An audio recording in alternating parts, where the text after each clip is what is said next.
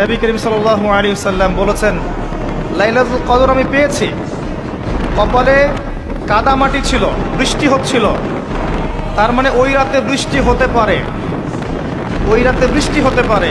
লাইলাতুল কদর আলামত, রাতের বেলা বৃষ্টি হতে পারে। বৃষ্টি হয়েছে, তিনি নামাজ পড়েছেন, কপালের মধ্যে কাদা লেগেছিল, তিনি বের হয়েছেন, সাহাবীদেরকে বলবেন কোন রাতটা লাইলাতুল কদর, আজকের রাতটা লাইলাতুল কদর, এটা বলতে বের হয়েছে। বের হয়ে দেখছেন দুজন মুসলিম আপোষে ঝগড়া করছে। লিসেন টু মি, দুজন মুসলিম আপোষে ঝগড়া করছে। আমরা বলি না যে মুসলিমদের মাঝে ইখতিলাফগুলো রহমত, আমরা বলি না? দুজন মুসলিম আপোষে ঝগড়া করছে। এই কাজটার কারণে আল্লাহ রাব্বুল আলামিন নবী সাল্লাল্লাহু আলাইহি ওয়াসাল্লামের হৃদয় থেকে এই কথাটাকে তুলে নিলেন। তিনি আর বললেন না এক্স্যাক্টলি কোন রাতে লাইলাতুল কদর ছিল, তিনি বলতেই বেরিয়েছিলেন যে কোন রাতে লাইলাতুল কদর ছিল। আমাদের ইখতিলাফের কারণে আমরা সেই নির্দিষ্ট রাতটাকে হারিয়ে ফেলেছি। তবে এর মধ্যেই খায়ের আছে, এর মধ্যেই কল্যাণ আছে। আরবিতে একটা প্রবাদ আছে, কুল্লু শার ইউজাদু ফিহিল খায়র, প্রত্যেকটা অকল্যাণের পিছনেই কোনো না কোনো কল্যাণ আছে। নির্দিষ্ট করে বলে দিলে আমরা বাকি রাতগুলো জাগতাম না। নবী সাল্লাল্লাহু আলাইহি ওয়াসাল্লাম এখন বললেন যে আমাকে ভুলিয়ে দেওয়া হয়েছে কোন রাত, তোমাদের ঝগড়ার কারণে। অতএব তোমরা শেষ দশকের বিজোড় রাতগুলোকে তালাশ করো। শেষ দশকের বিজোড় রাত বলতে 21-এর রাত, 23-এর রাত, 25, 27, 29, এই 5টা রাতের যে কোনো একটা লাইলাতুল কদর। এই রাতে ইবাদত করলে এত নেকি হচ্ছে, কারণটা কি? রাত আর দিন কি ডিফারেন্ট কিছু? প্রত্যেক রাতেই কিন্তু আল্লাহ পাক প্রথম আসমানে নেমে আসেন, প্রত্যেক রাতে, শুধু শবে বরাতের রাতে নয়, শুধু নিসফে শাবানের রাতে নয়, কিন্তু প্রত্যেক রাতেই আল্লাহ পাক প্রথম আসমানে নেমে আসেন।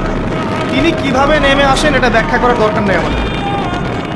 আল্লাহ পাক বলেছেন নেমে আসি, বাস আসি। কারণ সবকিছু আমরা যুক্তি, বিজ্ঞান, দর্শন দিয়ে প্রমাণ করতে পারবো না। পারবো?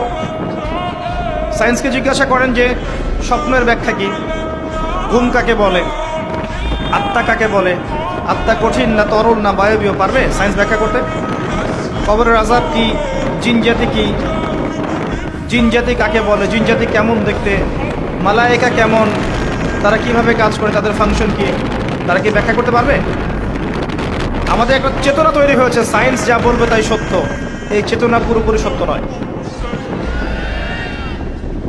কোরআন এবং সুন্নাহ, আল্লাহ এবং তার রাসূল যা বলবেন সেটাই চূড়ান্ত সত্য। এর বাইরে সত্য মিথ্যার চূড়ান্ত কোনো মানদণ্ড নাই। হ্যাঁ, সায়েন্সের ভিত্তি আমরাই দিয়েছি, এটা অমুসলিমরা দেয়নি, এর ভিত্তি মুসলিমরা দিয়েছে। পরবর্তীতে এরা এর উপর ঘষা মাজা করেছে। এখন সায়েন্টিফিক এবং টেকনোলজিক্যাল রেভলিউশন আসছে পশ্চিমা সভ্যতা থেকে।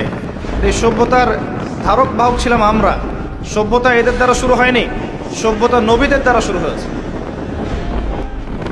তো সব কিছু সায়েন্স দিয়ে ব্যাখ্যা করা যাবে এমন নয়, কারণ সায়েন্সের সীমাবদ্ধতা আছে, আল্লাহর জ্ঞানের কোনো সীমাবদ্ধতা নাই।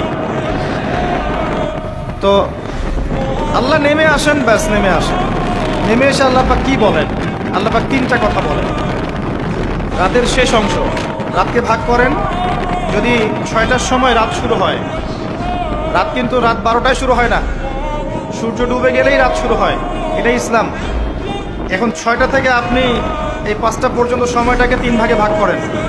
শেষের অংশ ধরে নেন যে 1টা থেকে 5টা, কথার কথা আমি এস্টিমেট করলাম।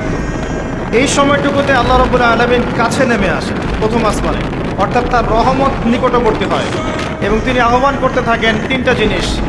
1, কে আছো আমার কাছে কিছু চাইবে, যা চাইবে আমি তাই দেব। 2, কে আছো আমার